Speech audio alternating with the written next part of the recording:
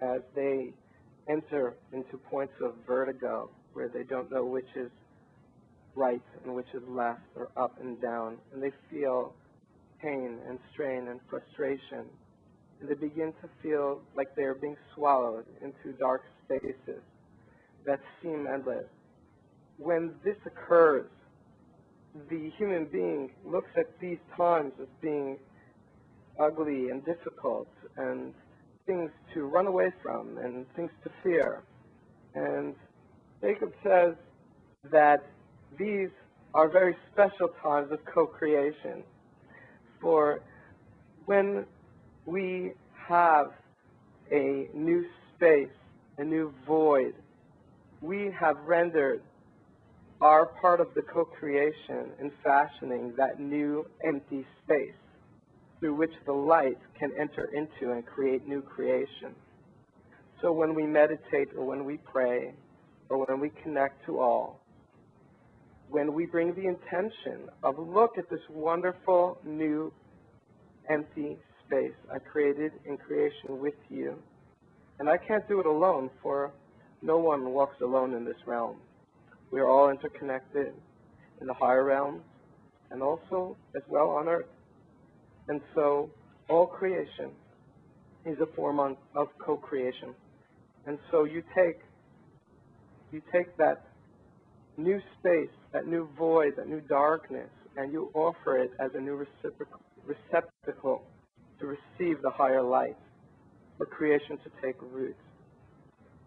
One realizes that the quote-unquote chaos or darkness that enter into people's lives is really a blessing of rebirth.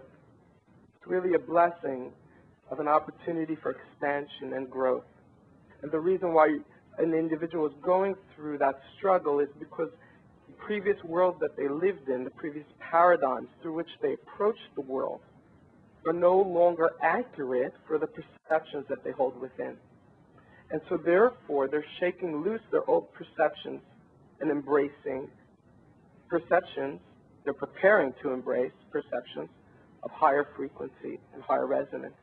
And so therefore, in a way, they are expanding themselves from the stage of within. And they are coming closer to an intimate connection with all within. And so it's a beautiful time of expansion and beauty. And as an individual begins to process it in this way, an individual will begin to find these times to be quite romantic. And because it's a time of bonding and intimacy. And these times do bring forth a reawakening and a reunion, the aspects of one's higher collective self and all within. And that is, it's splendorous, it's beautiful, it's true beauty and love.